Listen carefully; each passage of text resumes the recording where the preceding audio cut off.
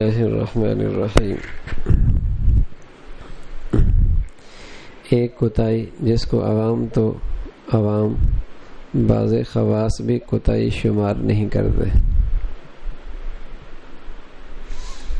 ایک کوتاہی جس کو عوام تو عوام، بعض خواص بھی کوتاہی شمار نہیں کرتے، اور اس حیثیت سے وہ خاص طور پر اہتمام کے قابل ہے۔ ایک کوتاہی جس کو عوام تو عوام، بعض خواص بھی کوتاہی نہیں شمار کرتے، اس حیثیت سے وہ خاص طور پر اہتمام کے قابل ہے۔ نماز میں خشوع اور حضور قلب کا نہ ہونا ہے، جس کے مطلوب ہونے کے لیے آیت موجود ہے۔ نماز میں خشوع اور دل کا حاضر نہ ہونا، یہ وہ کوتاہی ہے جس کی طرف توجہ نہیں ہے۔ یعنی بہت ساری کوتاہیوں کا کچھ دیندار طبقے کو، دین کی طرف آنے والے کو احساس یہ غلط ہے۔ فرمایا یہ کوتاہی ایک ایسی ہے کہ جس کی طرف توجہ نہیں ہے، کہ یہ بھی کوئی کوتاہی ہے، یہ بھی کوئی کوتاہی ہے۔ جب توجہ ہی نہیں ہے، کوتاہی نہیں سمجھ رہا، تو ساری زندگی گزر جاتی ہے، خشوع والی نماز نصیب نہیں ہوتی۔ جی بات ہے، ساری زندگی گزر جاتی ہے، خشوع والی نماز نصیب نہیں ہوتی، اس لیے کہ کبھی اسے کوتاہی سمجھا ہی نہیں کہ یہ بھی کوئی کمی ہے۔ ایک کوتاہی جس کو عوام تو عوام، بعض خواص بھی کوتاہی شمار نہیں کرتے، اس حیثیت سے وہ خاص طور پر اہتمام کے قابل ہے۔ نماز میں خشوع اور حضور قلب کا نہ ہونا ہے۔ رد فرما رہے ہیں بھائی، اس کو بار بار اس لیے عرض کر رہا ہوں کہ یہ کوتاہی ایسی ہے کہ اللہ کرے سمجھ لیں کہ واقعی یہ بھی کوتاہی ہے کوئی۔ حد فرما رہے ہیں نماز میں خشوع کا نہ ہونا اور دل کا حاضر نہ ہونا، یہ ایک ایسی کوتاہی ہے کہ عوام تو عوام، جنہیں دین میں کوئی خصوصیت حاصل ہو جاتی ہے، ان کو بھی اس کوتاہی کا احساس نہیں رہتا۔ سالہ سال سے نماز پڑھ رہے، کبھی احساس ہی نہیں ہو کہ میری نماز میں خشوع ہی نہیں ہے، حضور قلب ہی نہیں ہے، چل رہی ہے نماز۔ اگر ہم اپنے آپ زندگی کا محاسبہ کر لیں تو شاید زندگی میں کوئی ایک نماز بھی نہ ملے کہ اول تا آخر یوں کہہ سکوں کہ اللہ کی طرف دھیان رہا۔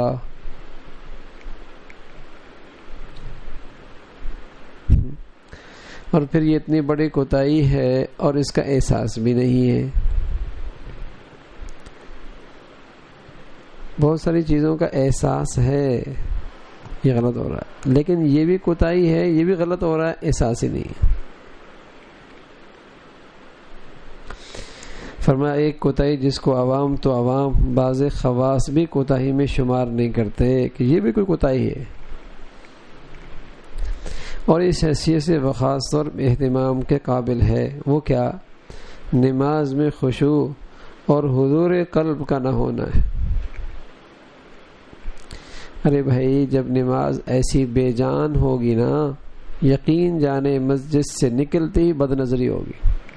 اتنی بھی اس کی نماز نے طاقت نہیں پیدا کی، اور جس نماز کی طاقت کے بارے میں اللہ کہہ رہا ان الصلاۃ تنہی عن الفحشاء والمنکر، جہاں نمازی وہاں گناہ کوئی نہیں، جیسے آگ پانی اکٹھے نہیں، وہاں نمازی اور گناہ میں جوڑ کوئی نہیں۔ جیسے آگ اور پانی اکٹھے نہیں ہو سکتے، ایسی نمازی ہو اور گناہ ہو، دونوں اکٹھے نہیں ہو سکتے۔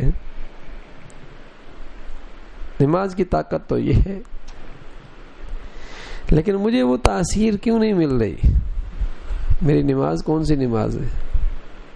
فرض ادا ہو گیا، قضا نہیں ہوئی، مانا قسم پوری ہو گئی، اگرچہ آپ نے ملاوٹوں والی مرچیں کھائیں، ملاوٹ والا نمک کھایا، قسم پوری ہو گئی، میں نمک کھاؤں گا قسم خدا کی، ملا ہوا تھا، ملاوٹ تھی، کھا لیا ہو جائے گی قسم، پوری ہو گئی، نماز ہو گئی، آپ کے ذمے سے اتر گئی، لیکن نماز کی برکات مل جائیں وہ نہیں ملی۔ ورنہ نمازی ہو اور یہ ہو تو یہ اتنی بڑی کوتاہی ہے کہ جس کا احساس بھی نہیں ہے، اس لیے نماز پڑھے۔ ایک شخص آیا حضور کی خدمت میں، کہا یا رسول اللہ وہ شخص نماز بھی کرتا ہے، چوری بھی کرتا ہے، فلاں حرکت بھی کرتا ہے، فرمایا چھوڑ دو، اس کی نماز اسے ان تمام گندگیوں سے نجات دے دے گی۔ یعنی اس قدر اہتمام تھا پیارے نبی کو، نماز پڑھ رہا نا ختم، چند دن کی بات ہے، بس سب ٹھیک ہو جائے گا اس کا۔ اور میرا حال تو یہ کہ 20 سال سے پڑھ رہا ہوں، جہاں کھڑا تھا وہیں کھڑا ہوں۔ کیوں؟ اس خشوع کی کوتاہی کا احساس ہی نہیں کہ نماز میں کوئی خشوع بھی چیز ہوتی ہے، نماز بھی کوئی جاندار ہوتی ہے۔ پڑھ رہا ہوں، بہت کوتاہی ہے ہمارے اندر، اور صرف کوتاہی نہیں، اس کوتاہی کا احساس بھی نہیں۔ اللہ ہمیں نماز نصیب فرما دے بھائی، بڑی دولت ہے۔ الصلاۃ معراج المؤمنین، نماز مومن کا معراج ہے۔ نبی کو معراج ملا، اوپر چلے گئے، مومن سجدہ کرتا ہے، اسے اللہ کا قرب مل جاتا ہے، یہی تو معراج ہے۔ کبھی اس حیثیت سے بھی نماز پڑھی کہ نماز کی نیت کیا کی ہے، اللہ کے قرب تک پہنچ، دربار میں پہنچ گیا ہوں، بس جھکنے لگا ہوں، اور سجدہ کیا ایسا جیسے کہ اللہ کے گود میں کیا ہے نماز۔ ہمارے ایک بزرگ گزرے مولانا منظور احمد نعمانی رحمۃ اللہ علیہ، وہ اکثر فرمایا کرتے، جو لوگ نبی کے زمانے سے دور ہوتے چلے جاتے ہیں، جو چیز سب سے پہلے ان کے اندر آتی، سب سے پہلے وہ کیا، ان کی عبادات کے اندر بھی رسمیت آ جاتی ہے۔ رسمیت کر لی، کوئی نفع محسوس نہیں کیا، چھوٹ گیا کوئی تکلیف محسوس نہیں کی۔ ارے میں 10 روپے جیب میں ہو نا، 10 روپے ہیں، وہ گر جائے نا تو پریشانی ہوتی ہے۔ ان 10 روپے کے ہونے اور نہ ہونے کا احساس ہے، نماز کے پڑھنے نہ پڑھنے کا احساس ختم ہو گیا، یعنی اتنی بھی طاقت نہیں۔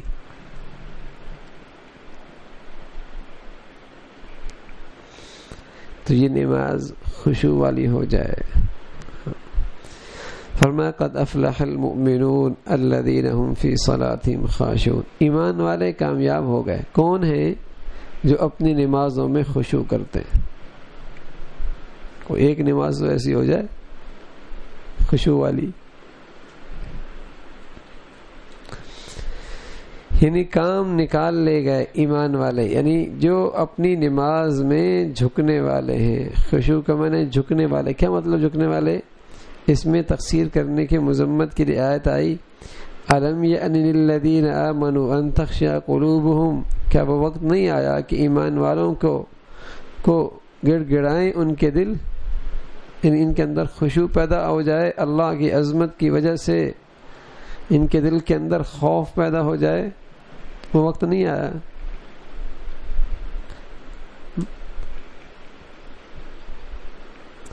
بعضوں کو تو اہتمام ہی نہیں، اس لیے تو یہ بے اعتنائی ہے کہ خشوع کا بھی اہتمام کرنا، اس کا اہتمام ہی نہیں، اس لیے بے اعتنائی، توجہ ہی نہیں ہے۔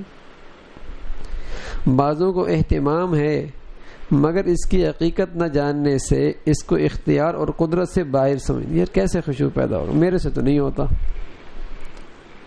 بعضوں کو تو فکر ہی نہیں نا کہ نماز کے اندر خشوع پیدا کرنا، اور بعضوں کو یہ احساس ہے کہ یہ خشوع ہونا چاہیے، لیکن کہتے ہیں خشوع بہت مشکل ہے چونکہ اس کی حقیقت پتہ نہیں۔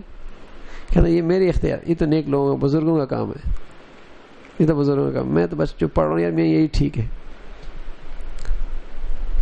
یار میاں اتنا بھی پڑھ رہا ہوں نا بہت بڑی بات ہے، یوں کہہ دیتے ہیں بس اوقات۔ یہ نہیں کہا ایک ٹائم روٹی کھاتا ہوں بس بہت ہے، وہاں اکتفا نہیں ہے، وہاں تو اہتمام ہی اہتمام ہے، کہیں اہتمام ختم ہوتا ہی نہیں دنیا میں، ہاں، اور اگر نہیں ہے اہتمام تو دین میں نہیں ہے، عبادات میں نہیں ہے، یہاں اکتفا ہے۔ دوسرے سبب فرمایا بعضوں کو اہتمام ہے مگر اس کی حقیقت نہ جاننے سے اس کو اختیار اور قدرت سے باہر سمجھتے ہیں، اس لیے اس کی تحصیل کا ارادہ ہی نہیں کرتے کہ یار ہماری قدرت میں نہیں، یہ بڑے لوگوں کا کام ہے، ہم جیسے پڑھا نا بس یہی صحیح ہے، اس لیے کوشش نہیں کرتے۔ دوسرے سبب کا علاج اس کی حقیقت سمجھنا ہے۔ اب دوسرا اگر احساس ہے لیکن یہ سمجھ رہا ہے کہ میرے اختیار میں نہیں، تو اس کا علاج بتا رہے ہیں کہ پہلے ہم آپ کو اس کی حقیقت سمجھا دیں تاکہ آپ کہیں گے یار یہ تو میں بھی کور کر سکتا ہوں، جو کوئی مشکل ہی نہیں ہے، تو کوئی مشکل ہی نہیں ہے۔ جس کا وعدہ اس کوتاہی کے ضمن میں کیا گیا، بعض ترک نماز کا یہ عذر کرتے ہیں کہ ہم سے حضور قلب نہیں ہو سکتا، نماز بدون اس کے ہوتی نہیں۔ بعض تو نماز ہی چھوڑ دیتے ہیں، کیوں بھائی؟ یار توجہ والی نماز ہی نہیں ہے، ٹھیک ہے نا، اور ہم صحیح نماز پڑھ ہی نہیں سکتے اس لیے چھوڑ ہی دو۔ یہ نہیں سوچتے کہ میاں وہ اتنی آسان چیز ہے، ذرا اہتمام ہوگا تو مل جائے گی۔ خشوع کی حقیقت، حقیقت خشوع کی سکون ہے، اس کا حقیقی معنی تو ہے سکون، خشوع کے معنی سکون۔ اور شریعت میں خشوع کسے کہتے ہیں؟ سکون ارادی ہے، قلب اور جوارح کا، یہ خشوع کہ اپنے ارادے سے اپنا ظاہری جسم کو پرسکون کر لو اور دل کو بھی پرسکون رکھو اپنے ارادے سے۔ اب اس دل کے اندر غیر ارادی طور پہ کوئی خیال آ گیا اور پھر آپ نے اسے جھٹک دیا، اپنے ارادے سے کسی خیال کو آنے بھی نہیں دیا، ٹھہرانے بھی نہیں دیا، تو آپ کی نماز کے خشوع میں کوئی فرق نہیں آیا۔ کتنا آسان ہے۔ آپ اپنے ارادے سے اپنا ظاہر پرسکون رکھیں، ظاہر پرسکون رکھیں، اپنے ارادے سے اپنے دل کو کہیں اور لے کے نہ جائیں، یا کہیں خیال غیر اختیاری آ جائے تو اسے ٹھہرائیں نہیں۔ ہمارا حال کیا ہوتا ہے پتہ ہے؟ ہمارا حال یہ ہوتا ہے، ہمارا حال یہ ہوتا ہے کہ ہمیں نماز کی طرف توجہ رہتی نہیں، خیال کہیں چلا گیا تو بس چلا ہی گیا، تب پتہ چلتا ہے جب امام رکوع کے لیے اللہ اکبر کرتا ہے، غیب۔ پھر نماز ختم ہو، پوچھو کون سی سورت پڑھی تھی، یہ بھی نہیں پتا ہوتا۔ اور بعض اوقات تو ہمارا حال یہ ہوتا ہے کہ خود اپنا پڑھ رہا ہوں نا، تب بھی نماز کے بعد پتہ نہیں میں کون سی سورت پڑھی تھی۔ یہ کیا ہے؟ یہ غفلت ہے، یہ غفلت ہے،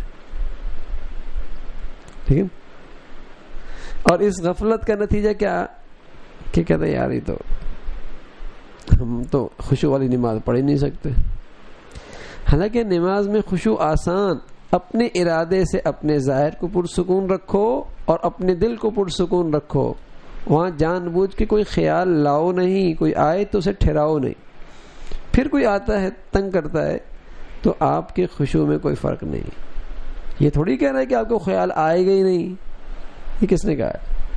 آپ اپنا خیال نماز رکھنے کی کوشش کریں بس۔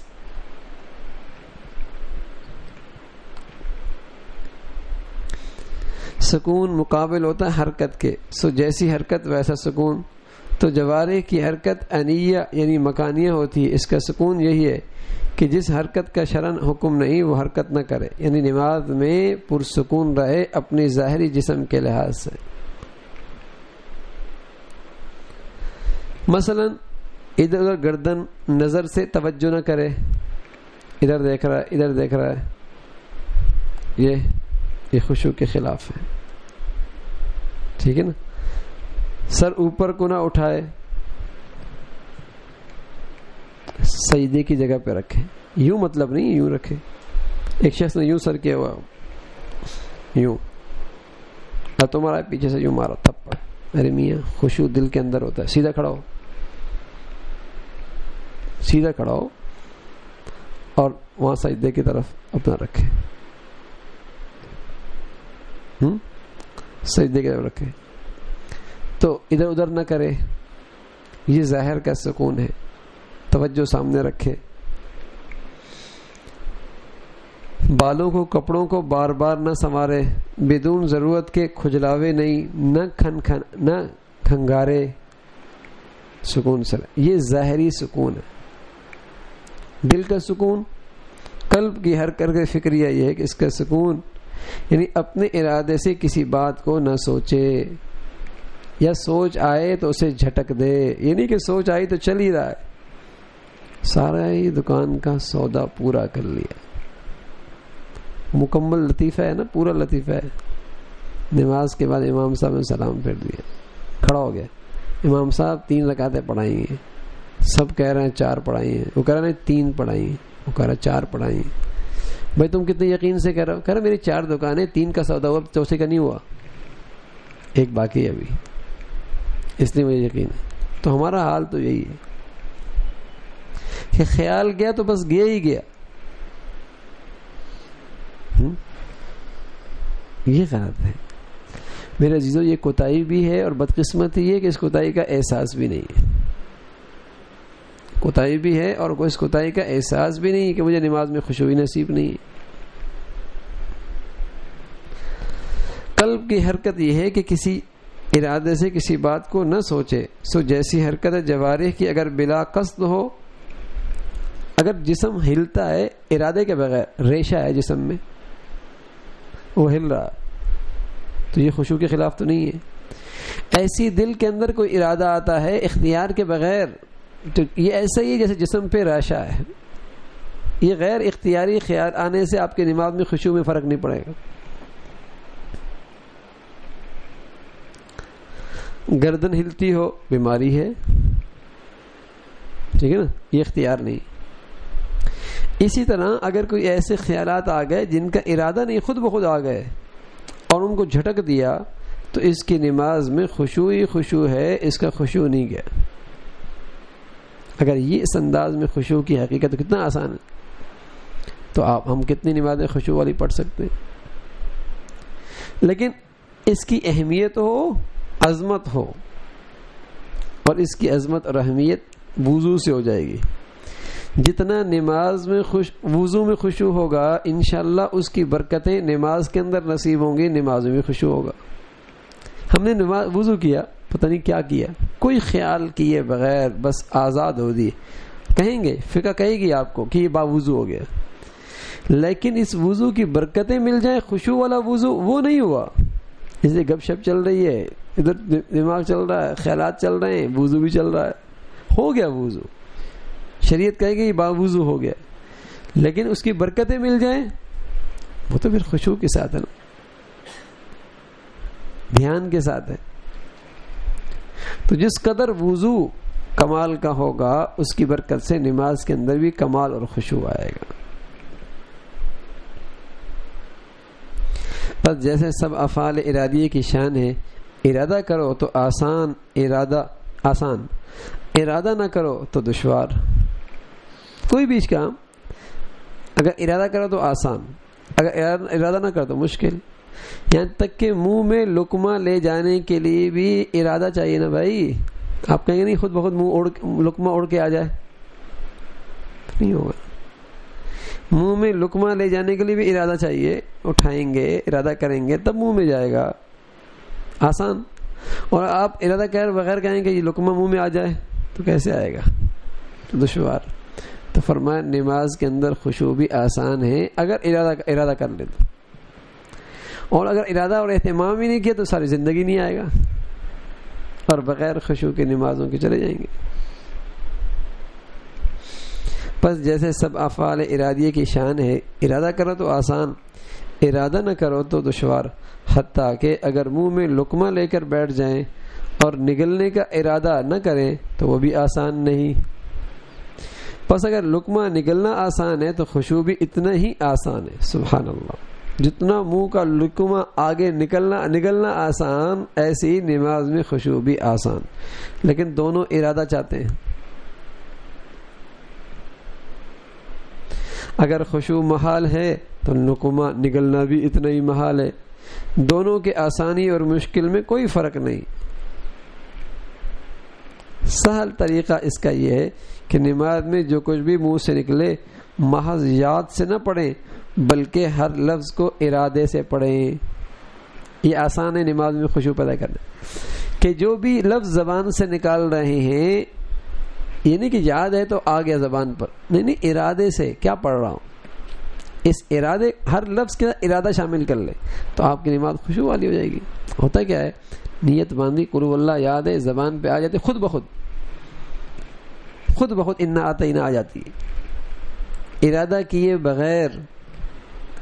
اگر آپ یہ کر لیں، ایک آسان میں عرض کر رہا ہوں کہ آج کے بعد یہ طے کر لیں کہ میں اپنی نفلی نمازوں میں اور سنت نمازوں میں رکوع اور سجدے میں بجائے 3 کے 5 مرتبہ سبحان ربی العظیم سبحان ربی الاعلیٰ پڑھوں گا. اب یقین جانیں آپ کو فرق محسوس ہو جائے گا. کیوں؟ اس لیے کہ 5 جو آپ نے کر دیا وہ آپ اب ارادے سے کریں گے. یا 3 پڑھا 5 کرنے، تو جب 5 کریں گے تو آپ کو نماز میں رکوع اور سجدے میں خشوع مل جائے گا. اسی طرح قیام میں اگر آپ یہ نیت کر لیں کہ میں انشاءاللہ روز 2 آیتیں یاد کر کے 3 چھوٹی آیتیں یاد کر کے انشاءاللہ اپنی نفلوں میں اور سنتوں میں پڑھوں گا، تو آپ محسوس کریں گے آپ کی نماز میں جان آ گئی. اور اگر حافظ یہ کرے کہ وہ نیا رکوع پڑھے، درمیان سے پڑھے، تو وہ بھی محسوس کرے گا. کیوں؟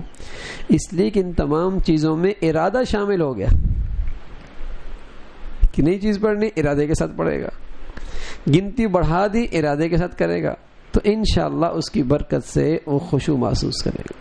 اور ایک یہ ہے کہ نیت باندھی خود بخود کل اللہ آ گئی، لیلاف آ گئی، پتہ ہی نہیں چلا. تو یہ آسان ترین طریقہ ہے نماز میں خشوع پیدا کرنا. ارادہ کر لے اور ارادے کے بعد ہر لفظ کو ارادے سے نکال لے. سبحان ربی الاعلی سبحان ربی الاعلی سبحان ربی الاعلی سبحان ربی الاعلی سبحان ربی الاعلی.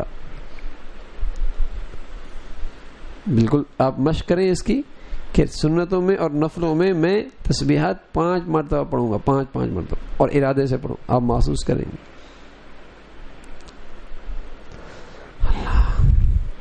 بس جب ہر لفظ خاص توجہ رہے گی تو لا محالہ آدمی کا نفس ایک وقت میں 2 چیزوں کی طرف متوجہ نہیں ہو سکتا، تو توجہ رہے گی نماز میں.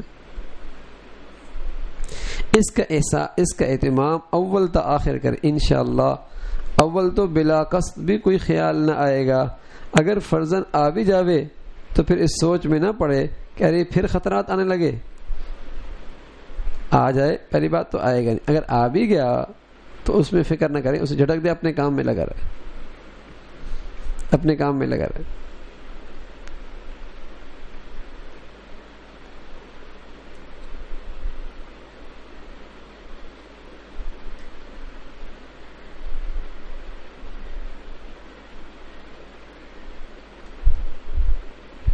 اللہ میں عمل کے توفیق نصیب فرمائے. اگر تم کو اعتماد نہ ہو، حق تعالیٰ کو تم سے محبت ہے، اس لیے وہ تمہاری اصلاح و تکمیل کے لیے برابر احکام بیان فرماتے رہیں گے اور بہت سے احکام کی حکمت بھی نہ بتلائیں گے. اگر تم کو اعتماد بھی نہ ہو تب بھی اللہ کو ہم سے محبت ہے، اور یہ محبت ہی ہے کہ اللہ ہماری اچھائی کے لیے اور خیر خواہی میں اپنے احکامات بھیجتے رہیں گے. خدا کی رحمت سے مصیبت میں مایوس نہ ہو بلکہ فضل و کرم الہی کا امیدوار رہیں، کیونکہ اسباب سے قوی بھی کوئی چیز ہے. یاس کی بات تو وہ کہے جس کا ایمان تقدیر پر نہ ہو. اہل دین کا طریقہ تو الرضا بقضاء ہے، اللہ کے فیصلے پہ راضی رہنا. فرمایا مصائب میں جو حکمتیں ہوتی ہیں وہ حق تعالیٰ ہی کو معلوم ہے. اگر بندے کو معلوم ہو جائیں تو وہ مصائب کی تمنا کرے اور دعائیں کرے. جب اس میں حکمت ہے تو وہ ہر مصیبت میں یہ دھیان کرے کہ اس میں میرے لیے کوئی حکمت ہوگی. اب رہا یہ کہ وہ حکمت کیا ہے، اس کاوش میں پڑنا فضول ہے، کیونکہ وہ حکمت بھی ایک واقعہ ہوگا، پھر تم اس کی حکمت تلاش کرو گے. اس لیے بس اللہ کا فیصلہ ہے اور اللہ مجھ سے محبت بھی کرتا ہے، حکیم بھی ہے، تو اس آزمائش میں میرے لیے کوئی حکمت اور خیر خواہی ہوگی. پریشانی کا سد باب جو شخص خدا تعالیٰ کو حکیم سمجھے گا وہ کسی واقعے سے کبھی پریشان نہ ہوگا.